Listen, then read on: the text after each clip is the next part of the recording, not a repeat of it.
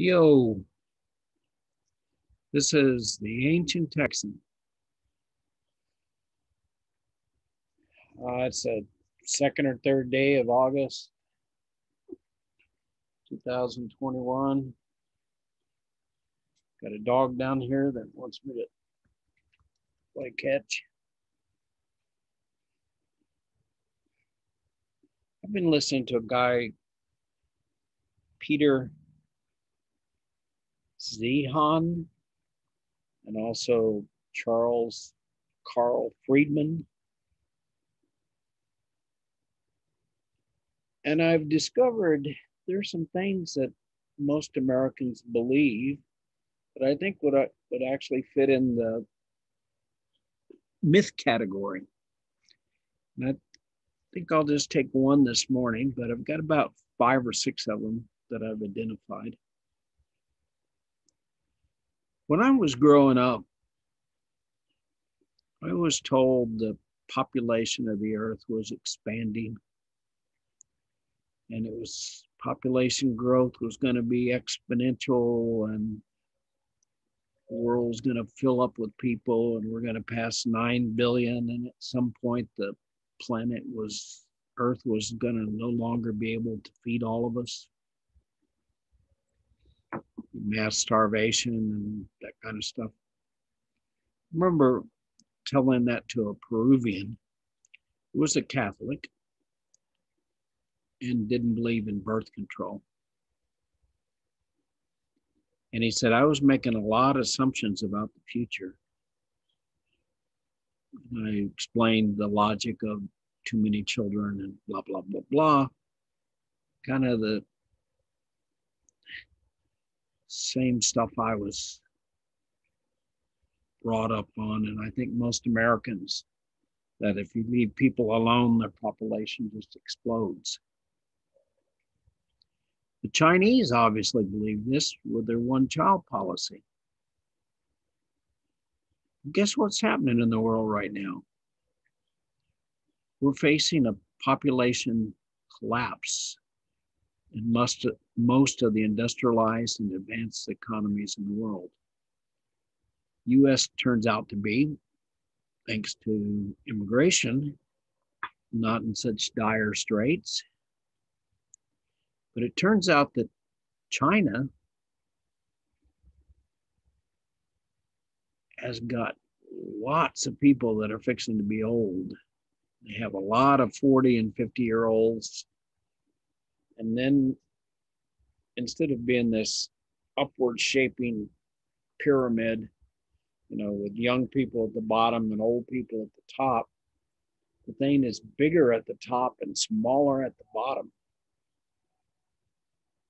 Peter Zehan actually thinks this is so serious that China will no longer be a nation state in 5 to 10 years. Like, this is huge. We're used to an economy that's growing, expanding. People at the bottom, as they go from 20 to 40, they want to earn a bunch of money and buy stuff and have cars and houses. And so this ends up with, since you have most countries used to have more children and young people than they have old people, then this was a constantly expanding economy. So that each year you had to produce more. And that's how we're kind of set up to function. Advertisers convince us that we want more all the time. And we don't buy on need in this country, we buy on want. What we need is, you need a house, you need somewhere to get out of the cold and stay warm and food in your belly. It's really hard to argue, some medical care when you're sick. It's hard to argue that most of us don't have that. And we have that that represents, some fraction of our income, depending on how well off we are. with the possible exception of medical. And that will, there's some more myths around that we'll get back to. So we have this world that's in the middle of a population collapse. And it's not just China. Italy is in just about as bad a shape. Japan is in pretty bad shape, and they have been for a decade. But the difference between Japan and China is Japan was rich when their demographics, flipped upside down. And they were able to start making robots, AI, and trying to find ways to get around a shortage of people. They did not consider immigration. Oh, I think that makes them racist. But anyway, that's what they chose. But they had the wherewithal, and still their economy has shrunk over the last 2 decades. And the people have lived in a very stagnant economy with not a lot of chance of making their life better, not necessarily worse, but just kind of froze. Now, that's not the end of the world. In the US, I think we would think it's the end of the world because we're used to having more all the time, and it's kind of like our right. We also have very rich people, and we see them and think we deserve more too. But it's still a very want-based economy. And if we're an economy where we were slowly having to give up stuff and have less, even though we're continuing to work hard, have less tomorrow than today, I don't think we would see that as we're still getting all our needs met and we're not getting our wants met. I think we would see it as end of the world's coming. This is really bad.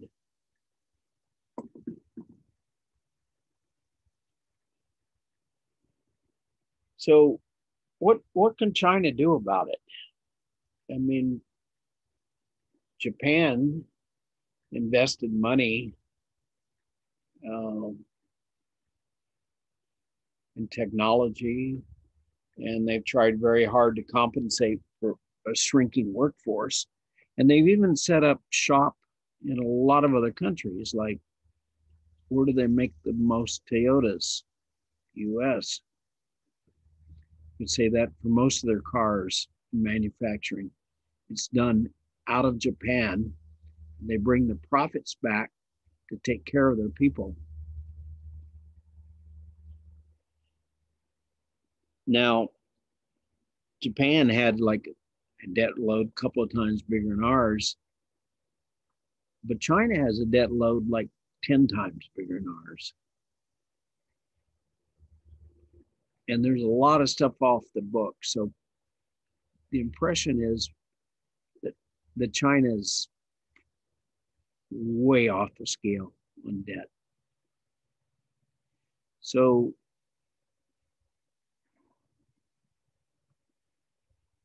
China first has to have the money to feed the people that are getting old. And it's going to happen really fast for them. Lots of people simultaneously with their workforce disappearing. The cost of housing has gone through the roof in China. Cost of labor has gone up by a factor of 10 over like the last decade. They're no longer the low cost producer.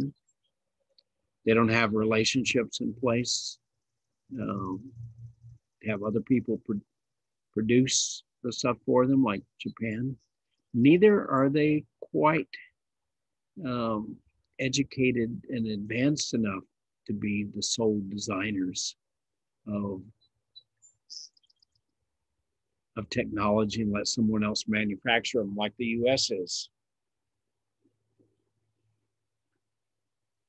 So what the hell do they do? They're an economy that's based on exporting low value goods, some medium value goods.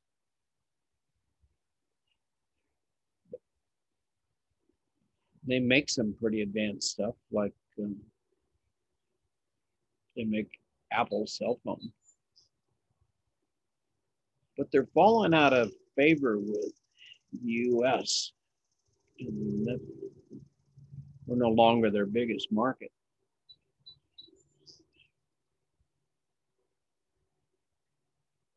But Trump's philosophy was, America first. And then Biden come along and he changed it a lot to buy American. Guess what? It's the same policy with regard to China. Trump, on his last day out, pretty much recognized Taiwan as a country, which is a big no-no. There's some kind of compromise that we would kind of all pretend together that they're just some poorly behaving part of China that is temporarily separated from China. They all played that game. Trump quit playing that game. But Biden, what did he do? He sent a large carrier to China and did military drills kind of in between Taiwan and China out there in the ocean where the Chinese could see it. What the hell is that? That's saying, I think it's saying we support the Trump policy. I think we still have the tariffs in place that Trump put on aluminum and steel.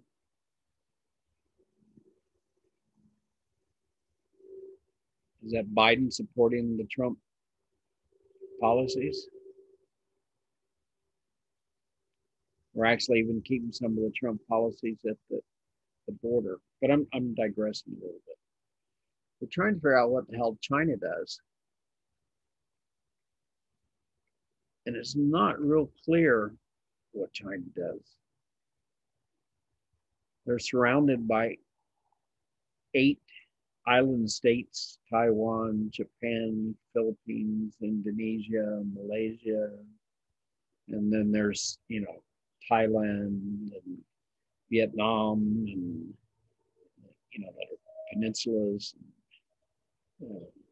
Cambodia, all of which are not familiar with China. They're familiar with China, are not friendly with China. So they have to,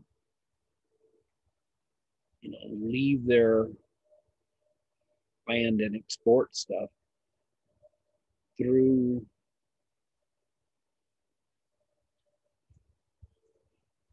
parts of the ocean that come very close to these people that would probably be their enemy and would not tolerate them, except for the fact that the U.S. maintains order in the ocean with their naval fleet, which we'll talk about that on another occasion, but that is vastly superior to anybody else.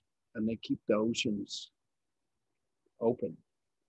So if we want to destroy China, we just go home. Yeah, we'll talk about that at another point in time. But China has done a few things right. They've got a lock on a lot of commodities like rare earths and magnesium. And again, 31 minerals. We've identified that China has us by the balls. We, being Trump administration, identified 31 minerals, commodities, where we're in a little bit of hurt. That's because China thinks ahead and they've been planning stuff for a long time. Maybe I should say thanks to Trump, even though I don't like the guy. We now have our eyes open and we have a lot more chance of doing something once we recognize it. Biden hadn't really reversed course on any of these things. Most of these things may be a little painful for the short haul, but there's probably not any of them that we couldn't reverse in 10 years. And most of them, we could probably get ourselves out from under the rock in 5 years, which means there could be some hard times and some really screwed up supply chains if the relationship with China falls apart too fast. But those list of 31 minerals, if anybody in America is paying attention, are entrepreneurs, identify opportunities. And hopefully, I'm working on one project that kind of takes advantage. And one of those items on the list is magnesium. I'm working on it. I'm working with a team. I'm the technology guru.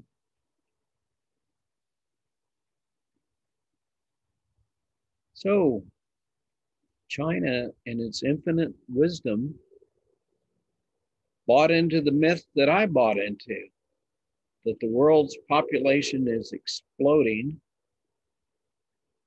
and we will very soon not be able to feed everybody. Turns out that that just is not true. When people move from a rural economy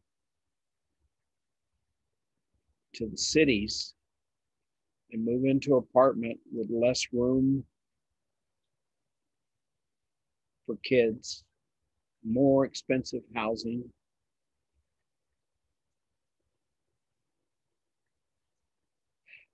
more expense raising kids. Guess what?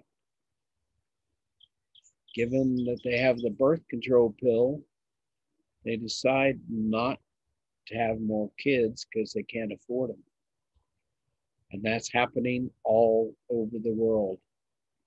Some places faster than others, but the whole planet is going through that.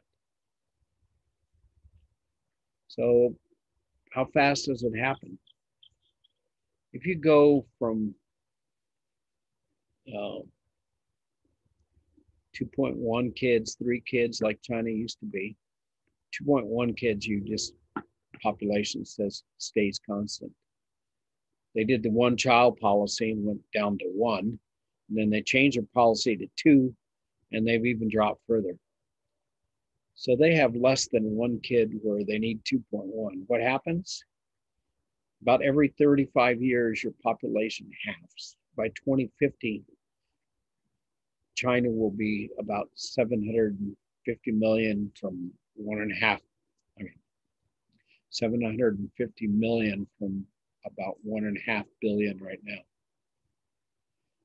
It looks like India's already passed them.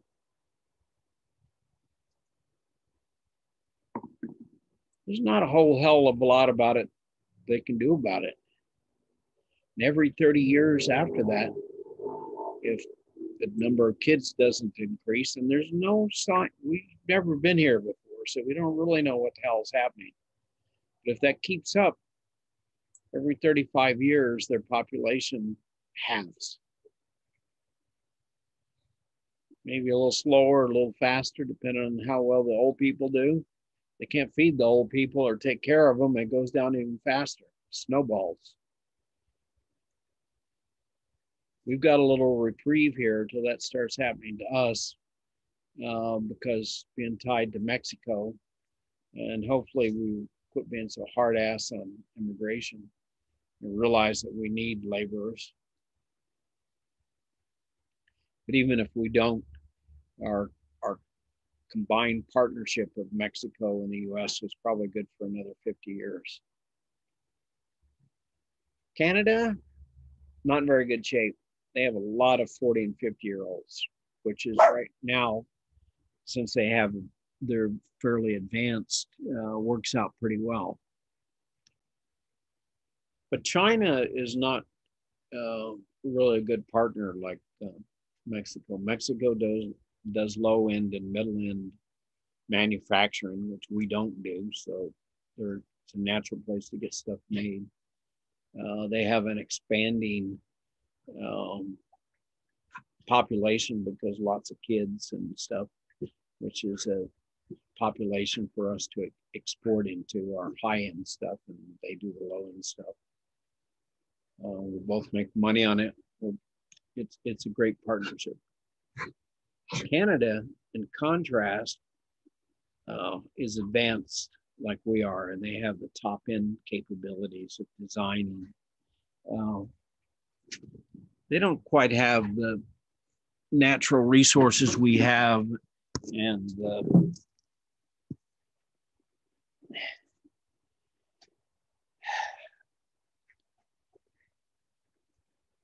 the financial system and the ability to finance everything. But they're not bad. But they're more a competitor with us than a partner.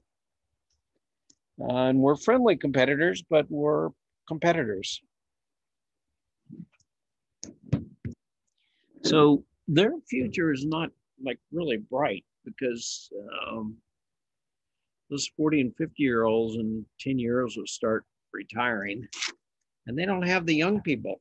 They have one of these inverted population collapse things going on, like China does. And they can go to Mexico, but it's a little trip from Canada down to Mexico, and find out the Americans are there first, and it's got all the relationships. So things don't look all that rosy for Canada the next 10, 15 years. They've got a little more time than China. China starts hitting the problem like, tomorrow. So all of this is kind of founded on this myth that we believe that the world population is exploding. China believed it too. The world's going to be overrun with people. We can't afford all these people. Well, it turns out we're fixing to face something we've never faced before. And the few people that have gone there first, like Japan, have really struggled with it. And Japan was the second biggest economy in the world, very prosperous. And it was a time in the 60s and 70s where they were just beating up on the United States and bringing in all sorts of cars and steel and all sorts of other commodities below our cost. And we were complaining about like this Japan machine that we had helped finance and build was, destroying America. Exaggerated like a lot of other stuff, but it wasn't trivial, and they were strong. China is not that good a shape. So let's see how this unfolds, and let's get rid of the myth in our mind that the world is the population is exploding and out of control. It's on the verge of collapsing. Populations around the world, as they move to cities, the population collapses. And so far as that starts happening, it happens everywhere.